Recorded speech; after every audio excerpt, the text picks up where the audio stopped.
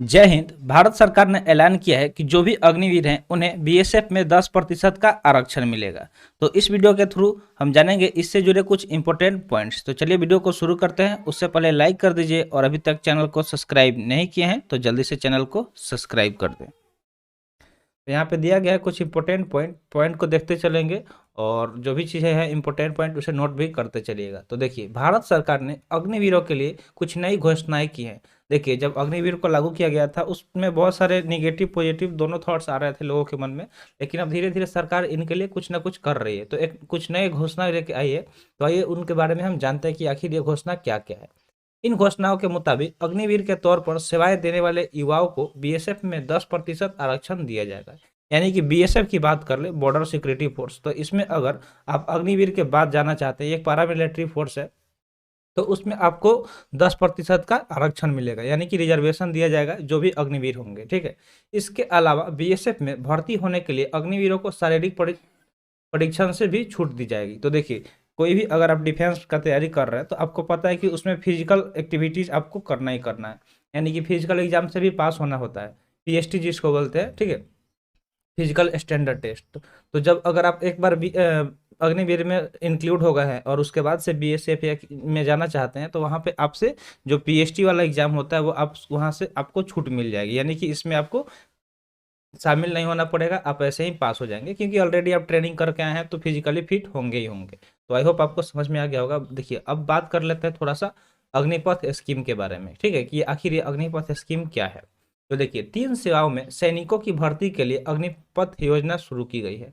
तो ये जब शुरू किया गया था तो उस टाइम बहुत सारा बवाल हुआ था, काफ़ी ट्रेनें जली थी और कुछ लोग इससे एग्री भी थे। तो देखिए, तो वही ये क्या है, ये तीनों सैनिकों में जो सैनिक होते हैं, सेना होते हैं, उनको भर्ती करने के लिए एक योजना शुरू की गई है, यानी कि इसमें 4 साल का इन लोगों का प्लान होगा। तो देखिए क्या क्या रहने वाला है। इसके तहत सालाना करीब 45,000 से 50,000 सैनिकों की भर्ती की जाएगी।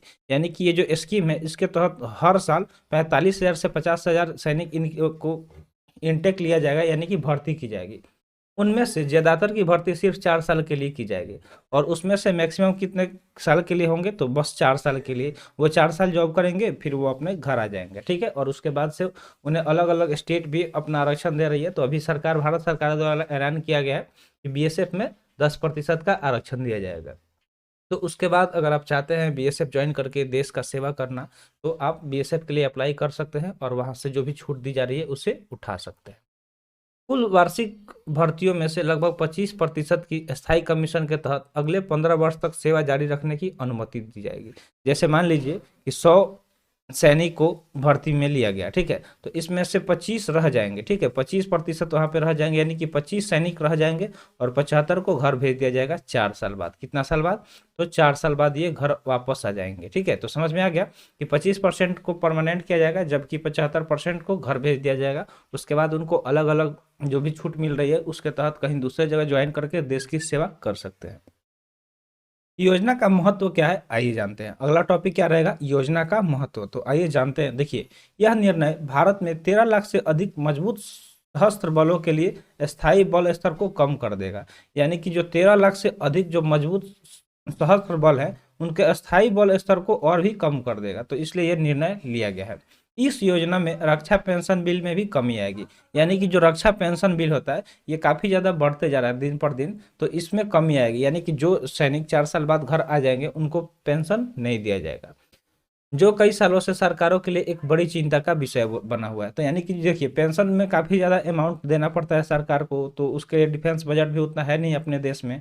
तो इससे सरकार का टेंशन बढ़ते जा रहा था। तो इसलिए ये योजना इसमें हेल्प करेगी, यानी कि जो पेंशन बिल है उसमें कमी आएगी, क्योंकि जब 75% सैनिक 4 साल बाद चले आएंगे घर तो उनको कोई भी पेंशन नहीं मिलेगा। पेंशन किनको मिलता है? जो मिनिमम 20 ईयर्स यानी कि 20 साल का सर्विस देते हैं उनको मिलता है। तो यहाँ पे 20 साल का कोई बात ही नहीं बन रहा है, इसलिए क्या होगा कि उन लोगों को पेंशन से मुक्त रखा जाएगा और वो जो जो पैसा है वो बचेगा और उसका यूज डिफेंस सेक्टर में अलग अलग जगहों पे किया जा सकता है। जैसे कि देखिए, हम आपको एक एग्जाम्पल बता दे रहे हैं। यहाँ पे मान लीजिए कि 100 सैनिक है और उसके बदले एक कोई बड़ा हथियार खरीद ले, तो 100 सैनिक के बराबर हो जाएगा। तो इसलिए सरकार इस पे ज़्यादा फोकस कर रही है, इसलिए हथियार वगैरह को ज़्यादा खरीद रही है और सेना को थोड़ा सा मिनिमाइज करने का डिसीजन लिया है। अब आगे आगे बात करते हैं पात्रता मापदंड। इसका पात्रता मापदंड क्या है आइए जानते हैं। तो देखिए, अधिकारी रैंक से नीचे के कर्मियों के लिए अग्निपथ योजना शुरू की गई है। यानी कि ये नॉन कमीशन ऑफिसर है, यानी कि ये कमीशन ऑफिसर नहीं है, ठीक है, ये बस सैनिक है जो, तो उनके लिए ये अग्निपथ योजना शुरू किया गया है, ठीक है, उनके लिए ही ये अग्निपथ योजना शुरू किया गया है, जो कि कमीशन अधिकारियों के रूप में बलों में शामिल नहीं होते हैं। यानी कि ये कमीशन अधिकारी के रूप में नहीं होते हैं, ये बस सैनिक के तौर पे इनको भर्ती लिया जाएगा। और फिर जैसे बताया गया है शुरू में कि 4 साल बाद 25% घट रह जाएंगे परमानेंट और 75% घर चले जाएंगे। इसके तहत 17.5 वर्ष से लेके 21 वर्ष की आयु के उम्मीदवार आवेदन करने की पात्र होंगे। तो जब फर्स्ट टाइम ये आया था अग्निपथ योजना, तो उस टाइम लॉकडाउन की वजह से इस एज को 23 रखा गया था, ठीक है, तो ये ध्यान में रखिएगा। तो अब ये नहीं है 23 ना होकर अब बस 21 ही है, यानी कि 17 अगर आपका एज है और 21 के बीच में लाइज करते हैं तो आप भी अग्निपथ की योजना के तहत मेहनत करके इस एग्जाम को क्वालिफाई करके सेना बन के देश की रक्षा कर सकते हैं।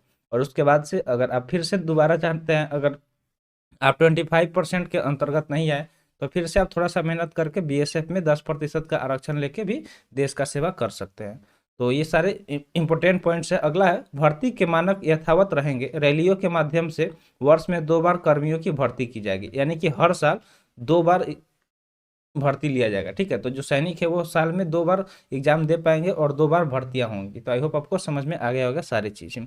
अब आगे बात कर लेते हैं कि उम्मीदवारों के लिए प्रशिक्षण, यानी कि जो भी उम्मीदवार है उनके लिए प्रशिक्षण का क्या क्या बात है वो सारे जान लेते हैं। तो देखिए, चयन के बाद उम्मीदवारों को 6 महीने के लिए प्रशिक्षण से गुजरना होगा। यानी कि जब आपका सिलेक्शन हो जाएगा, जब आप ज्वाइन कर लेंगे, तो सबसे पहले आपको 6 महीने का ट्रेनिंग दिया जाएगा। ट्रेनिंग यानी कि प्रशिक्षण, तो उसके लिए आपको 6 महीना ट्रेनिंग देना पड़ेगा। इसके बाद उन्हें 3.5 साल के लिए तैनात किया जाएगा। तो देखिए, 4 साल आपका पूरा टोटल ड्यूटी मान लीजिए हुआ, जिसमें से तो 6 मंथ आपका कहाँ चला गया, ट्रेनिंग में चला गया। तो बच्चा 3.5 साल जो आपको मतलब ड्यूटी करना है, ठीक है, यानी कि 3 साढ़े 3 साल के लिए आपको तैनात किया जाएगा।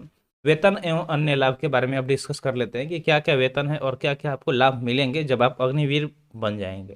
तो देखिए, प्रशिक्षण और सेवा अवधि के दौरान उन्हें अतिरिक्त लाभ के साथ 30,000 रुपये वेतन मिलेगा। यानी कि जो भी एक्स्ट्रा बेनिफिट्स हैं उसके साथ साथ उनको 30,000 रुपये वेतन में मिलेगा। इस प्रकार 4 साल की सेवाओं के अंत तक वेतन 40,000 रुपये हो जाएगी।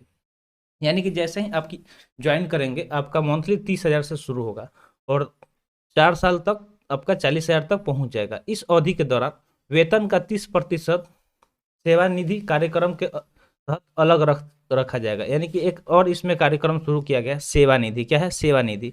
तो अगर आपको देखिए, मान लीजिए कि अगर आपको 30,000 मंथली मिल रहा है, तो इसका 30% जो भी बनेगा वो सरकार अपने पास रख लेगी और उसका बचा हुआ 70% आपके अकाउंट में डाल देगी और वो 30% जुड़ जुड़ के बाद में आपको एक साथ ही दिया जाएगा। तो देखिए, ये जो कार्यक्रम है इसके तहत क्या होगा कि सरकार भी प्रति माह समान राशि का योगदान देगी और उसमें सरकार भी थोड़ा सा समान राशि का योगदान देगी।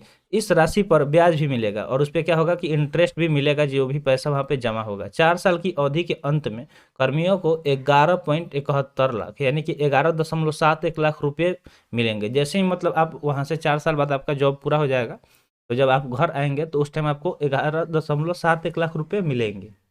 यानी कि जो 30% आपका बच रहा था, यहाँ से वेतन से काटा जा रहा था वो, और उस पर जो सरकार समान राशि का जो योगदान दे रही थी वो और ब्याज सब मिला के आपका 11.71 लाख रुपए मिलेंगे, जो कर मुक्त होंगे। यानी कि उस पर किसी भी तरह का आपको टैक्स नहीं दिया जाएगा, ठीक है, यानी कि वहाँ पे कोई भी टैक्स नहीं देना है, बस आपको डायरेक्ट उतना अमाउंट मिल जाएगा।